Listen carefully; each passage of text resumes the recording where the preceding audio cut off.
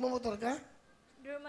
May riders po kami. Okay. Pati may anak mo? Opo, kasi sa San Andres po, Quezon, kakabagyo lang po, di ba, ng Bagyong Tisoy. Wala po kasing doon, kuryente, pero kung napapanood ako ng mga anak ko, namimiss ko na kayo. Di ko po kasi sila nakakasama, Kuya Will. Ilang anak mo? 4 po, yung 2 po nandito sa akin kasi nag-aaral. Malaki na?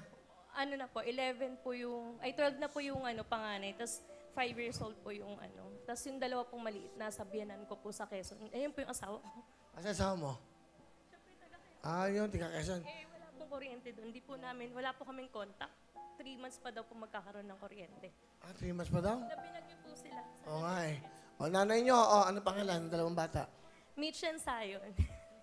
Mitch, Zion, miss na kayo ni Mama, ni Papa. Kaya kami nandito, nag-work kami para sa inyo, para sa kinabukasan nyo. Pero hopefully, magkasama-sama tayo.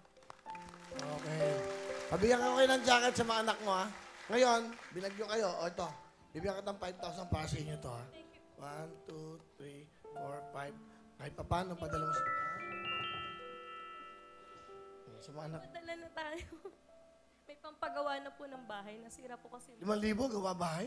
Hindi po kasi, kahit po, sa Quezon po kasi, kahit simpleng bahay lang po. Basta may matulugan. Bait, no? Dagdagan natin, 6,000.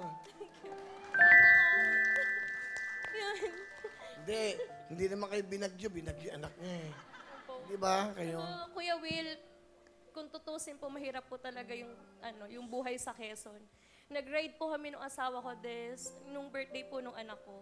3 ilog po yung tinawid namin. Sige na, dagdagan mo na. Masyado nahabag, 7,000 na yan. Nahabag load ko. Baka may kukwento ko ba? 3 ilog ang dinan.